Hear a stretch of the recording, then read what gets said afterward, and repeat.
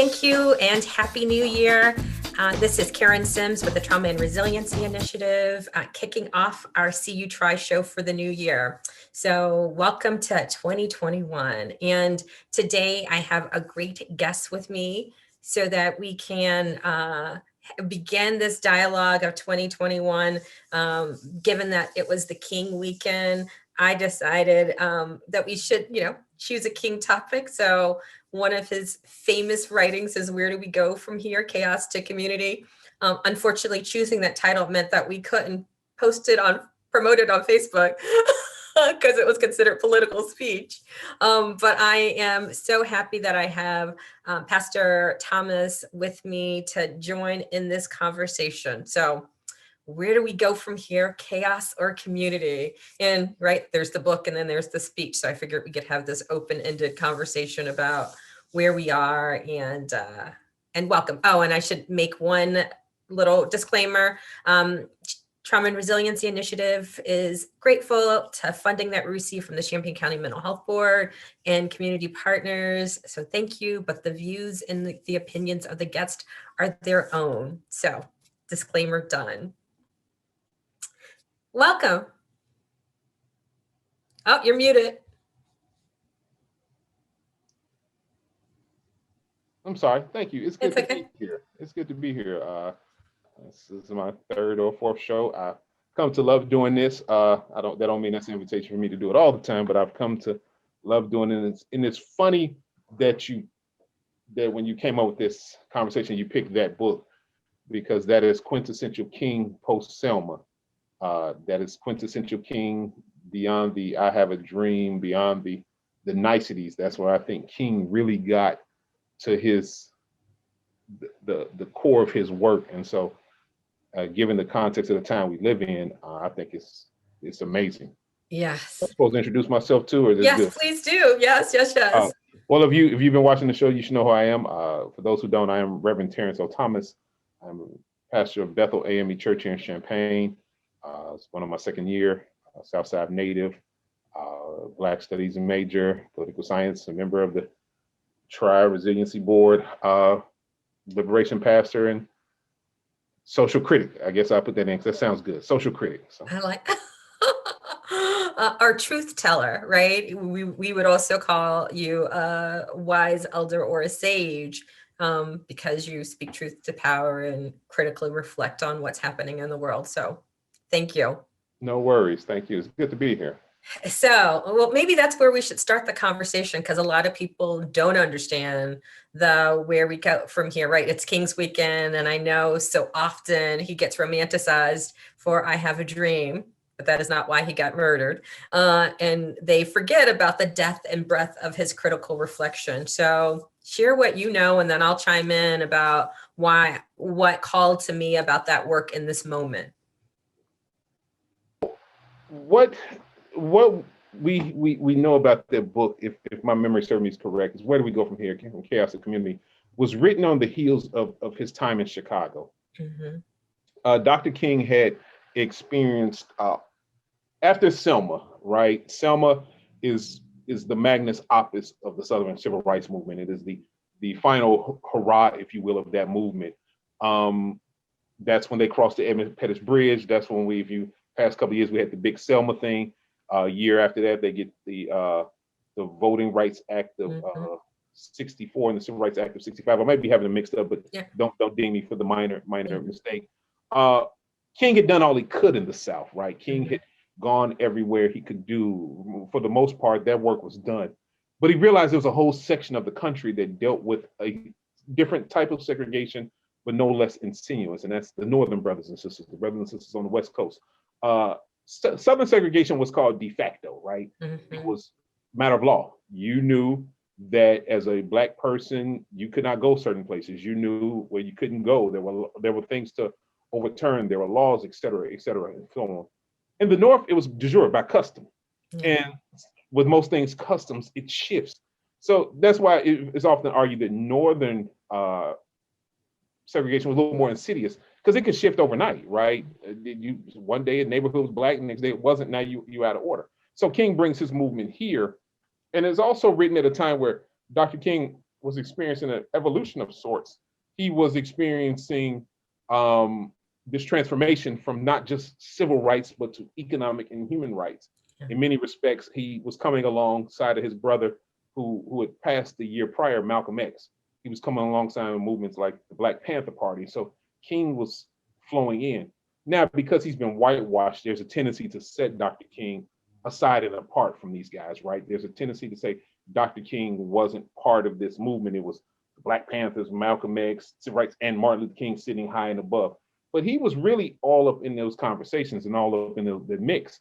And he had a profound analysis that we don't talk about. Yeah. We don't talk about King past 60, 64. We struggle with that Martin Luther King. That's the Martin Luther King that stood up and said, hey, Vietnam is wrong. And I'll read an excerpt from that later in that book. There's a Dr. King that says, hey, listen, it don't matter if you can drink from a water fountain if you can't get to the water fountain because you're poor. And as a matter of fact, he died during an economic crisis. And I'm going to be quiet after this. The one thing that grinds my gears is when people say, Dr. King died for your right to vote. No, Dr. King died trying to get Southern sanitation workers a living wage. That's right. You know, he did all that voting work and nobody shot him. The minute he started talking about economic rights and human rights and balancing wages, that's when they killed him. And so I think it's important to make that distinction and stop saying Dr. King died for our right to vote. No, he died for your living wage. If you want to give him a death, it was for your living wage. I'm be quiet. No. Perfect segue, because I too went back and revisited both the speech and the book. So when because I was like called to like, where do we go from here? Chaos and community, and realized it was one of the first books that he wrote that he actually wrote in quiet. He went to the Caribbean, spent a lot of downtime by himself, isolated. It was after he got the Nobel Peace Prize. And you're right, it had been 10 years of like Southern struggle. And he was like, I really need to reflect on what work I'm doing. And I think sometimes, right, I think as a model and mentor, we don't think about the need for quiet, intentional, deliberative reflection. And he followed the book with this really amazing speech that he delivered at Stanford, where he talked about all the things that Southern Christian Leadership Conference had done that I think, again, we whitewash. We forget that they had begun to think about a full employment policy. Operation Breadbasket, which was every dollar that Black people have should be circulated within Black communities. And he advocated for white allies to give and create jobs for Black people so that economic justice could happen within communities. Because he was thinking, okay, how do we change this? He had been advocating for changes of housing laws in Chicago and Cleveland, right? Because he said he could see structural racism, and he was like, it wasn't enough for us to get a seat at the table, but he wanted to change the policies. And really, I mean, he even advocated for living wage, right? Like where every person in the United States would be paid a minimum living wage. And he had advocated for those kinds of things. And I was just like, that to me is what this moment calls for, is these larger critical analyses around structural racism that are not just about can we all just get along? Like it really is about how do we dismantle the structures that really kind of get in the way of justice. I also liked the work because he was speaking directly to a bunch of different audiences. One of those audiences was the Black church, trying to really talk to the Black church around rethinking economic justice. He also talked about racial identity politics that, again, I don't think people realize that he said, until we see ourselves as worthy and deserving, it doesn't matter how many doors get open until we do the inner work. And he called on the church to help us do the inner work, to help us see ourselves as loving, because he saw the violence that we were committing to each other as being anti-Black. And so he said, we need to love on each other better. Church, help people. He also called on white allies and advocates and said, hey, you guys, your role in this moment is not just to sort of do panacea kind of things. It is really to invest in our communities and really invest in people. And that's for real and not just traditional philanthropy. So that to me is sort of where we go from here. And so that's my soapbox too. How would you describe the here in terms of where we are? Because 2020 was a year. The here is we're actually, while we may be materially better off than our forefathers. I mean, we got smart watches, Zoom meetings, all the stuff they watched on Star Trek. We're living out now. Psychologically, emotionally, mentally, I dare say spiritually, we're not. Yeah. You've heard me say this before, and I'm gonna contextualize it generally. And generally, we're definitely not. And even in this local community, from my 2 years here, we're definitely not. It's ironic that we're talking about King in a community, Champaign-Urbana, that mimics Birmingham prior to the bus boycott, that mimics any small town that you used to see on Eyes on the Prize, where there's these white systems of overlording, Black gatekeepers, and people trying to figure out how to navigate that. And it's fascinating that in a town with a college and university, where it's supposed to be the epicenter of knowledge, people can't say that. Yeah. I giggle, and that I've had more than one member say to me, "You just can't talk to white folks like that." And I look around like, what, they finna start whipping people? Like, what, did I miss them? Did I get did I go back in time? Is Billy Bob gonna come? Like, how are we still thinking that? I think that we as a nation are here because we didn't tell the truth. Mm-hmm. And so for so many years we lied. And I think that I made peace with it recently, because I was at a space, and I think I talked to you about this, I was really low here. I was just gonna tell the truth. And people take it, they do, they don't. Just tell the truth. That's what God calls us to do. And so I think we're here in this bad place because we stopped telling the truth. Yeah. So even more contextualizing, there's a brand of Christianity that's hyper patriotic, that's evangelical, that's insidious, that preys on the weak, etc. We never offered a counter narrative outside of the ivory tower and our own theological bubbles. So there was no progressive counter to the word network. There was no progressive counter to prosperity gospel. And I'm talking about on a large scale. Yes, people did the work. Katie Cannon, Dr. Renita Weems, Dr. Katie Cannon, Dr. James Cone, like I can call the roll. Mm-hmm. That people have done the work, but there has not been a mass push to counter that. So when Benny Hinn and them were doing all of their foolishness, we didn't counter it, right?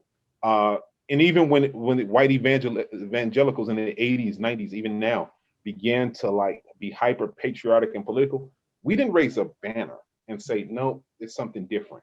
We let them co-opt Dr. King, right? And so I think we're here. What we saw last week, I'm sure you're gonna touch on it, was a moment because we didn't tell the truth.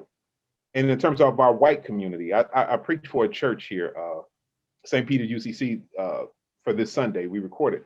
And part of my epiphany in the moment was, I'm preaching to the choir, but did you all tell your uncles and cousins over Thanksgiving that their opinions were trash? And say, hey, listen, George Soros ain't kidnapping Black children. Black Lives Matter, don't hate Black. Don't, like, do you correct your loved one in love and kindness, however you do it, and say you're trash? And large and behold, no, I don't think you have. I look at panels. There were panels had during the summer by a couple of churches here that were so milquetoast in quality, it was offensive, because we played this both sides got a point argument. No, there's never an argument to shoot unarmed Black people. Because if we would never say there's an argument to rob an old lady, right? If Ray robs an old lady, we don't want to hear the argument. You shouldn't have done it. So now we're trying to play this both sides. There's never another side of the argument for rape, right? If you rape somebody, there's nothing a man can say to you, Karen, is or me, I have a point. No, but we played this all summer. We gave these viral and visceral racist platforms under the both sides, trying to find a common ground, instead of saying, man, your opinion is trash, it's horrible, we're not going to give it space.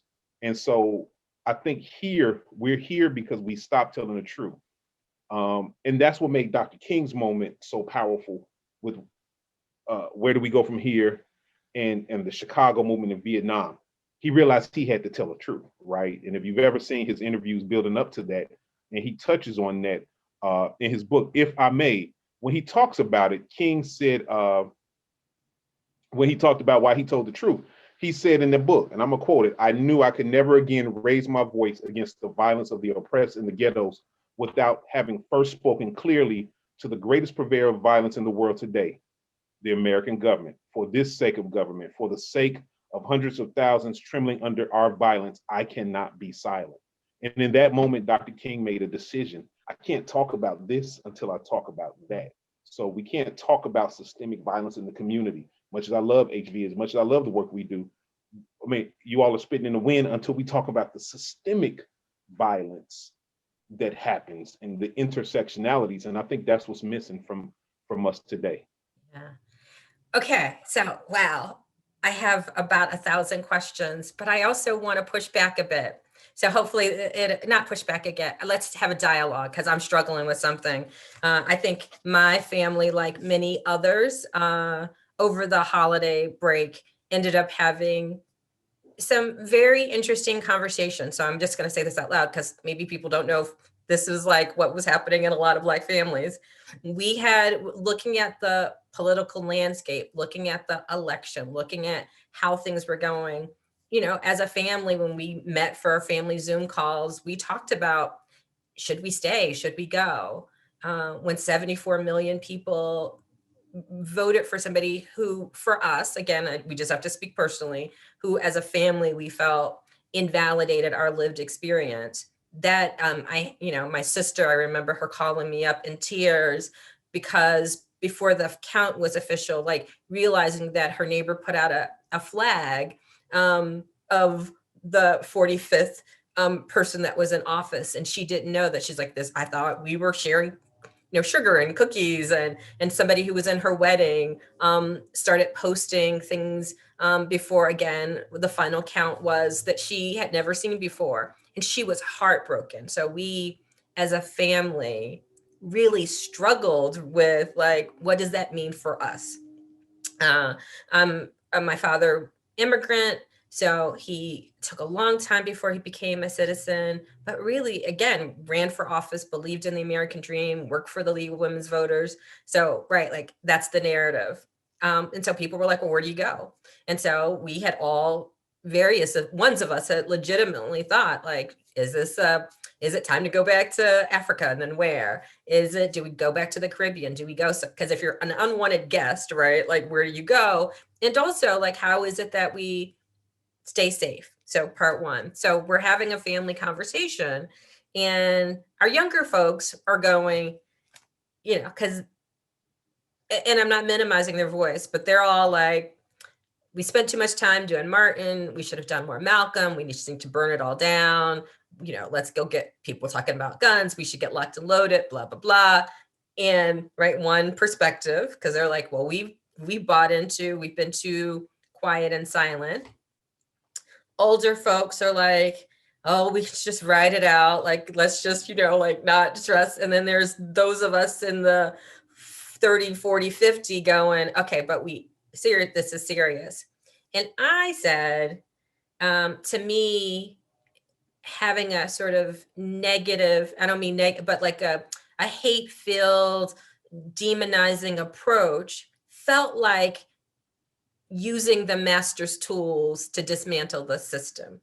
So when you talk about like those family conversations, when you talk about what needs to be done in this moment, I agree we need to tell more of the truth, the broad and depth truth of our story, but I also feel like we've lost a love ethic.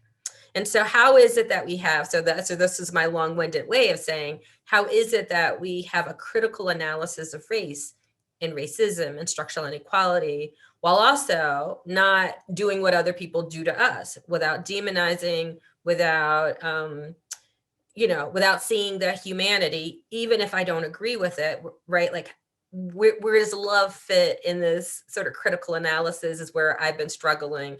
Because, right, like that to me is one of the things that we're called. Like if I, from a trauma lens, if I'm supposed to see you and say, what happened to you, when I see people at the Capitol, I know intellectually, like you've been sold a really bad bill of goods around what the American dream was and what your role was. And you thought you were going to get privileges and power and access to things, and people have given you a blank check. And I get how painful that is. doesn't mean that there shouldn't be consequences, but I also want to see you as human. So help me sort through like what is loving and what is just. So I think love is just, right? I think it's that dichotomous. Even I would tell your young people first. Malcolm never advocated burning it all down. I know. Malcolm advocated with the nation separation, then post nation human rights. Now, if the function of achieving that is burn it all down, then that's a tool, but that wasn't always the intention because you got to rebuild. Even the Panthers, they wanted a revolution to put in something new. So that's always a caveat. And Martin, even when we paint him as this passive, he believed in nonviolence as a function of political ideology. But there's an interview he does with Lou Lomax, I believe it's Lou Lomax. It said he's not violent in personal life. Like you run up on him, you're gonna get Like, done up. that's exactly. So like King was clear, like, no, I'm talking political, man. You come in my house. I think the tension though is we're the only group of people historically taught to love enemies. And so I want us to have a conversation about that, and maybe not this hour. So I hear the find the humanity, etc.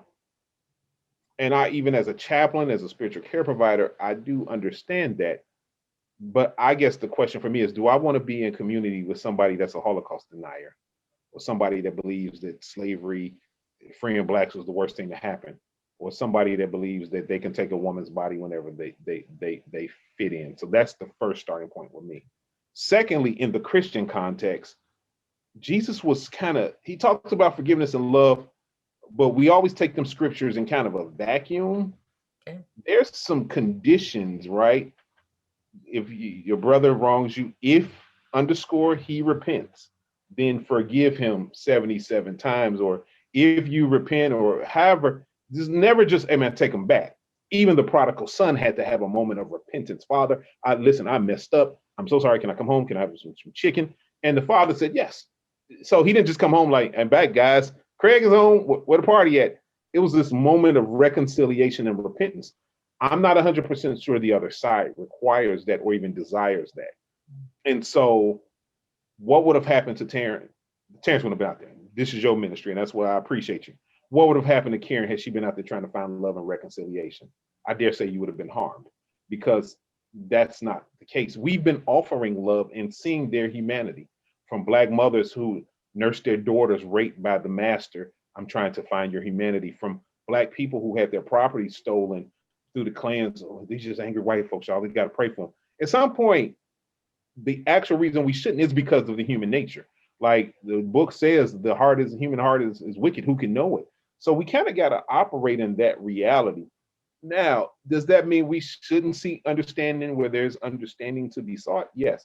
So if somebody came to me and said, man, listen, can I at least explain what I'm saying? I'm going to hear them out. And then I'm also going to tell them, okay, so you were told that the Southern flag is a flag of, let me give you my perspective. Now, if we can come to an understanding behind that, then there might be some work. But if you didn't double down to whataboutism or actually, then we can't do work. But I'm going to go back to something where I started this point. Go to my ear once said, and I'm invoke our Zionist brothers, that generation of Jewish people were the last ones to ever go quietly.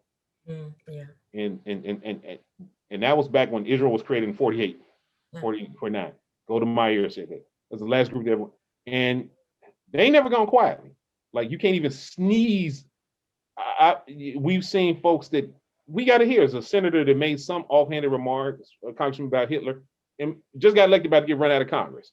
Like you don't get to do that. Israel literally hunts 80-year-old Nazis to hold them accountable for their sin. Like Wilgenheim of the SS is 97 years old, 2 steps from dying in the hospital, and the Israeli Secret Service will come and get him and put him on trial. We're not afforded that. And I think that that's part of the problem. We're not afforded the right to be angry and to say, I don't love you. I don't love you back. Even in South Africa, and then I'll let you move on. When apartheid fell and Winnie Mandela and all them wanted to have a real truth and reconciliation conversation, like who killed Stephen Biko, who was killing our students, there was this element saying, no, we don't do that. We won't do that. And even now, right, the proper thing to do In any other country in the world, had it been Barack Obama that incited us, and I'm talking about us, to go to the Capitol when Hillary Clinton lost, they'd have impeached him the next day. They'd have called for a special session. They would have locked him up, etc. Now we're hearing these talks of we have to heal. Trump is under, he's just in shock. No, man, he's an insurrectionist. Mr. President, you're a traitor. Like it's we need to say that. And I think if you really love something and love someone, you tell the unequivocal truth. Mm. If we were talking to a battered woman or a guy in an emotional stuff, we would say, listen, love ain't got nothing to do with it. The fact is, I got to tell you the truth. And truth is, your mate is trash. This is trash. So why can't we do it to white Americans? Why can't we do it in terms of racism? You can do both. I can tell you in love, you're trash. But I think part of the problem is we do this false comparison. Mm. And I'll be quiet after this. And I learned this during my training on how to unpack my sexism. Women make 50 cents less than men. And then that's a systemic thing. That's systemic sexism. Then I started talking about how me and my baby mama don't get along. And people actually would let me interject that into a conversation on systemic until one day one of my best friends said, hey, that's a personal narrative. That ain't systemic. So we do that to white folk who are angry. Why do you believe we should build a wall? Why don't you believe in the living wage? Well, Abdul cut me off in Schnooks. And there was this Latino guy that bumped my car and they're racist. No, it's not the same thing, man. It ain't got nothing to do with slavery. That's a personal problem. He was a jerk. And so we have to kind of stop that. And that's how a lot of these healing moments become. We let people, which actually minimize the healing moments. So you're in there talking about slavery and the transatlantic trade, and you talking about your journey as a black woman, and then the mediocre white guy stands up and says, well, I was experienced racist too. The black guy at my job let the elevator close and everybody hug him and, that ain't the same thing, man. Sit down. Like, do like Martin, man. Sit down, bro. Like, do you have, so, yeah. So, all right. So that was helpful. And so I think what you are suggesting, so I'm going to ask you the obvious question. So then what in these moments do you feel like is required? What is required from both, right? Like from activists, right? That's a role that we play, from allies, and maybe even from the faith community. What's required? Because again, I'm still struggling to figure out, as somebody who was deeply committed to a beloved community, and to really wanting to believe that I am my brother and sister's keepers, and that I want to see the face of God in everybody that I come encounter, right? I really want to believe in that world. And I also know that I live in a world where people would deny my humanity, would hurt and violate, right, me, and have no regard for me. But I don't know what the new tools are, right? Like, what are, as Audrey said, the personal is political. So what kind of new tools am I missing? Should we be envisioning or thinking about that might get us to a new journey? Okay, I think there are a number of different tools to use. I think the first, obviously, we got to tell the truth. And we have to stop this insane need for one for one. Mm-hmm. An example, you'll hear people say, well, didn't nobody say nothing about the riots over this summer? How is this any different than what the Black Lives Matter activists did in this summer? I'll explain why. One was protesting gross police brutality and a systemic system that have been locking our kids up starting at the age of 5. Yeah. The other one was a temper tantrum because your candidate lost. It's not one for one. Yeah. It's not one for one. So people, that's one. So we need to start telling the truth. 2, we do need healers. So for those who are ready to operate in repentance and say, hey, I'm sorry, they need a caring. They need somebody saying, okay, let me show you how the beloved community works. So there's room and space for need for you. Let me say that. Don't give up on the work, because there's some that will say, you know what, I repent, I'm sorry, this is wrong. And you see a little bit of that now, like, whoa, this went way farther than we expected, man. Like, we were just talking. Y'all seriously want to take over the government. Like, that was hyperbole for me. And so for those people who realize, like, man, they need a Karen, because it ain't my ministry. They need a Karen to say, hey, okay, let's talk about this. And what can we do to keep you from getting back there? And then lastly, we need instruments of justice. We need people to push the agenda and talk about that. We need people to stay in the face of systemic evil. Uh, and so those are kind of the tools I think we need in terms of the church. And I've been saying this at Bethel, and you know, sometimes you watch my service. As pastor of Bethel, we don't do evangelical. What you can do in your personal private time, I have no control over. I'm not an old school pastor. I don't have control over your personal life. But as a matter of public policy, we're not doing white Jesus. We're not doing stuff from Lifeway. We're not doing daily bread. We're not doing any of this theology that they use to justify their worldview, because it's poison to us. It's poison to them, but it's definitely poison to us. So we have to shift even how we see God. We have to shift. We have to start checking our theologies. And in particular, I'm talking to Black male pastors, because it's been my experience that your more progressive pastors are Black women. And so it's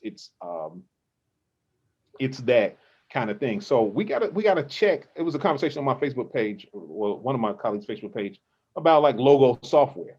And I was like, yeah, but ain't nobody on there that look like us. And then they started naming folks, and I was like, yeah, they look like us, but they think like them. And so, you know, where the Katie Cannons, where the Dr. Renee Weems, where the you know, I'm drawing a blank right now, but you know what I'm talking about. Where are these scholars, you know, where the Tenille Powers, where are these scholars that invoke, you know, like a different kind of Christianity? Y'all eating from the trough of people that literally believe in the curse of Ham. They literally believe women shouldn't have authority in their house. And so then you bring that back to your people, right? And then we eat it. And so why does that matter? Well, I gave an example when I preached last Sunday, that it's like, one of the running jokes is my fiance knows when I've had something bad to eat, because I'll sit at my desk like this all day, sleep, lethargic. And so she'll say, what did you eat today? Oh man, I had a Whopper with a shake. You have no energy. You ate that fast food. It gave you a quick burst, and that messed you up. But when I had a salad, and I've eaten some boudin, and I've had some eggs and cheese, I'm energetic. I can do a ton of work. Oh, you ate good today. It's the same thing theologically. We ingest this fast food, this prosperity gospel, and then suddenly we don't care about the world. We just care that we're blessed and highly favored. We just care that, you know, God is my rock and my provider. But Christianity has always been a communal faith. To the white church, I would say, to the progressive white pastors, I'm moving y'all out of this conversation, but to the so-called liberal white pastors, and there's a difference, got to stop double talking.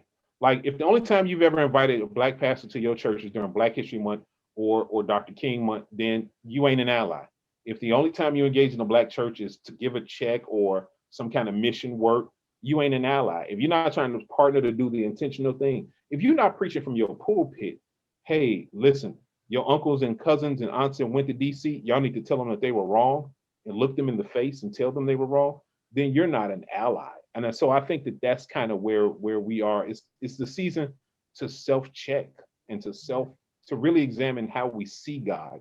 Have we bought into the God that the slave masters had, that says that you get your freedom when you die, but down here you toil? I struggle with from labor to reward. That's a slave construct that, you know, Kuntas was whipped for 50 years, then he died, now he gets his reward. Like, do we question where these things come from, or do we accept them? So I am deeply moved because I hear the three strategies and they resonate with me. But you said this from the beginning of this conversation, is we don't tell the truth about our stories. And I think we, particularly so this is a Karen, particularly for those families that have moved in the middle class. And I know the middle class is this broad thing, but I think that sometimes even within families of color, we haven't told the truth about our experience, about the cost, about our sacrifices, about our experiences with racism, that in some ways have left young people sometimes ill-equipped. Sometimes our elders have, you know, felt so grateful, I'm going to put air quotes around that they've sort of dissociated and not talked about the cost of the struggle and didn't pass down those stories. And so we are actually kind of fighting with one hand behind our back, because there's stories of revolution and struggle and sacrifice and how they've navigated. We don't even have that history to kind of walk alongside.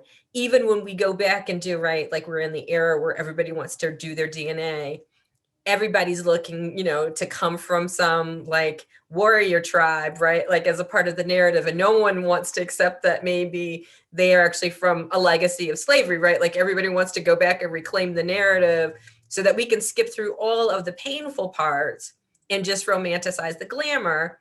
And I think when we don't tell the truth, that's how people don't understand that it was, that people were still being lynched and are still being lynched, formally now.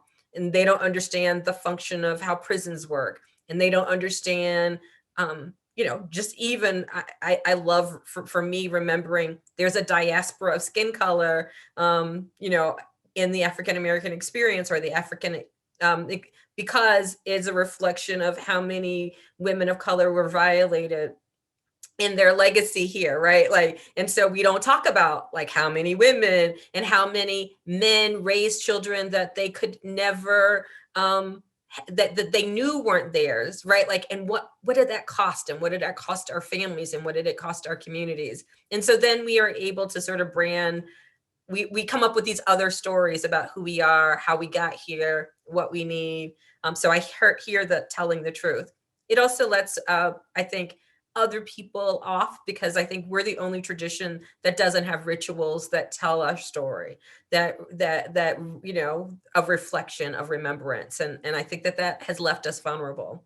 You said we also need some repentance, and I don't know what that looks like, but I think you're right. South Africa, a lot of African countries. I think we could look to Israel, we could look to Germany. We need a formal process that allows people to sort of go through deprogramming, but also own up to their part of the harm they've caused. Because without that, right, there is no way to move forward in a way that's with authenticity. I mean, I know for me, the thing that's been scary about all of this is that in 4 years, so much of what people had romanticized as being like, right, like people were like, oh, we've moved on. We had Obama. We were post, right? What is that? What was it? Post racial, whatever the phrase was. And then we get 45 and they're like, oh no, like it's not only is it here, but it's like 74 million here. So we need a process to sort of tell the truth. And then we need theology to undergird, and structures to undergird us, so that we're learning some new tools, building our intellectual capacity, learning to see and feel and experience ourselves differently. And we need some real allies, because this is right in this moment. There's no time for people who are sort of, and there's nothing wrong with this, but people who see allyship as like giving food or funding, a program, but not necessarily really pulling up their sleeves and journeying with us in this struggle.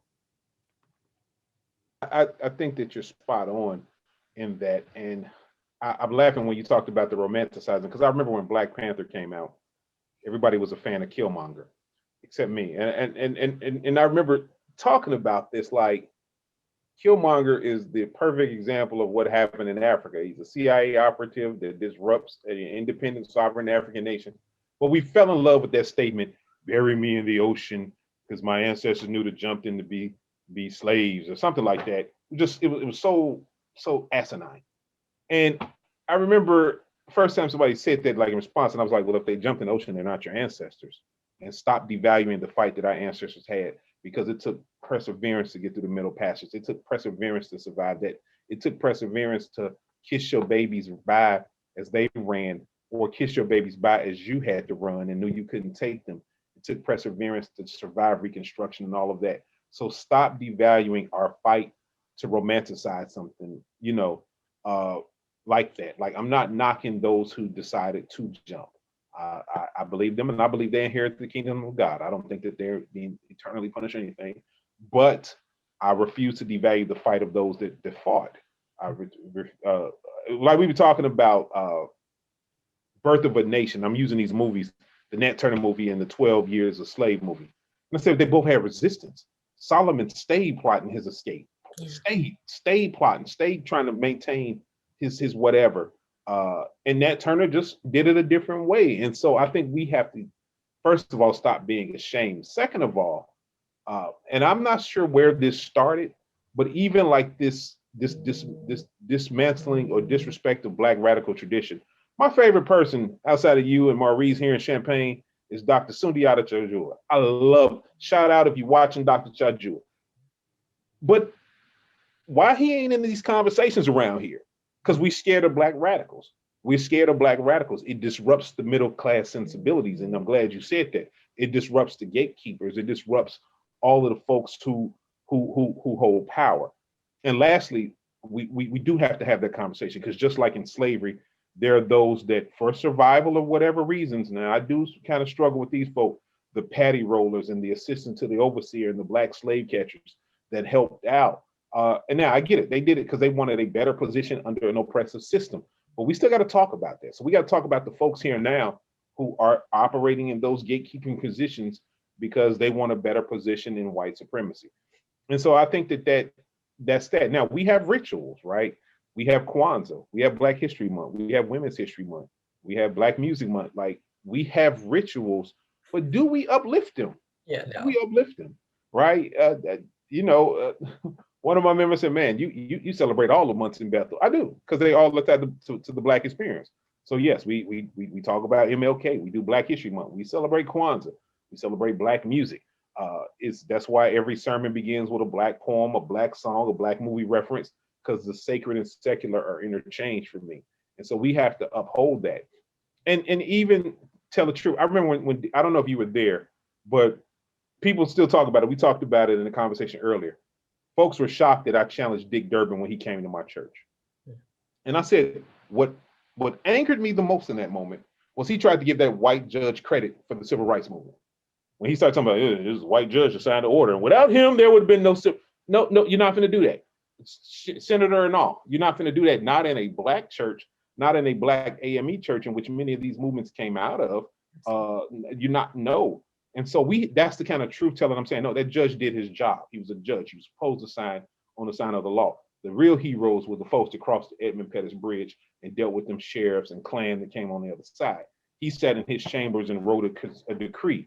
They got out there. So you're not going to diminish them in this moment. You're not going to diminish these old, beautiful Black people. Many of them lived through that. And so that's what I'm talking about, like telling the truth. Even in our fight in the school board, et cetera. You need somebody that's going to tell the truth, man. Listen, this is white backlash against breaking up systems. Like, white teachers are throwing tantrums. You need somebody to tell them that to me. This is a tantrum. I need you all to stop it. Stop it, children, and move forward. Like, and I don't understand the space why we can't do that. Why we can't do that. Last point. Even when we talk about the violence this community it has done, yes, it comes from places like Chicago and St. Louis, especially when the housing projects fail. But we need to tell the truth. A lot of y'all wasn't welcome into these people, so they formed their own conclave. Never once did you bring them in and teach them how to be in community here. So they brought the very bad behaviors and stuff that helped them survive in Chicago. They brought them down here. Now you're in your second generation of it, and now there's an outrage. But had you not clashed your pearls and ran in your house, they sent the project people down here and took them cookies and pie, let them join your church, let them work in your church, we wouldn't have this. And so we also got to have an honest conversation about that. All right. So that was the perfect segue, because I wanted to make sure that the moment called for some honesty, but also B, thought about, we talked a little bit of recommendations, but really, like, if you were going to sort of map out a 3, 6, 9 month vision, what instructions would you have maybe for like individuals and families and communities, right? Like, where do we go from here? Because for me, it is a very, so I'm just going to say this. So I think like people were like, yay, 2020 over, woohoo. And they're like, oh, and we got a vaccine and we're new president and we're just going to, magically we're going to reset it. And then 2021 was like, not really, right? Like, I want you to continue to do the work. Like, I don't want you to kind of act like that presto magic that you can go back to the normal way. I felt like we were reminded like, oh no, the work is still here. So what advice would you have for folks who about what the work is moving forward? How do we move forward with a broken heart? So I think the personal work, and I'm gonna keep harping on it. So personally, I think we need to understand that you're right. 2021 is 2020. It seems like is that bad relationship that won't go away. That's the middle of the night text. You thought you free. You, like, why are you texting? I thought I blocked you. Like that's how it feels, right? Uh, but there is the horizon. So that's why I'm encouraging even you. Like, don't let this get you down. Like evil may triumph for a moment, but good always wins. That's the beauty of this. Why I like stuff like Star Trek because it's theologically accurate. You know, the Easter, evil I'm so triumph on there. Good I'm deep Friday. into Discovery in this moment because it is uplifting to my soul. Exactly, exactly. So I think that that's one. Two, I think that we need to be in a space of we speak truth to power. Now we can do it in love. I'm not advocating, and I'm glad you said it. I'm not advocating you be a jerk, but we are all in spaces, and so this is the time where we need to have zero tolerance for things that are offensive. So for your hyper Christian aunt that keeps talking about that uses derogative terms to describe LGBTQ people, Mexicans, Auntie, that ain't cool, and I don't want to have that conversation. I say that in love.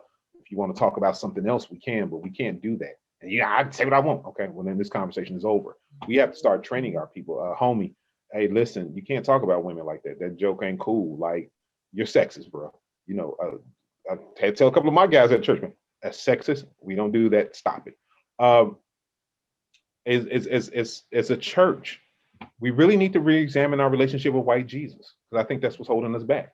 It's time to re-examine our relationship with King James. It's time to examine how the very systems of church we have mimic slavery.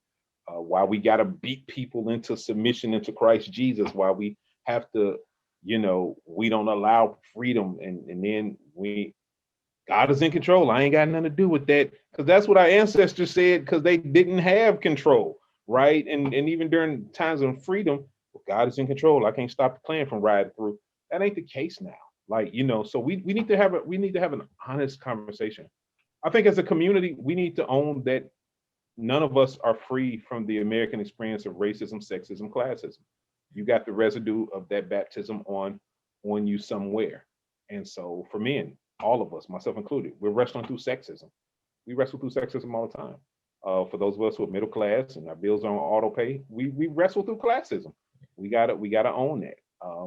And this large community has to own it is violently racist as any other southern town we live in.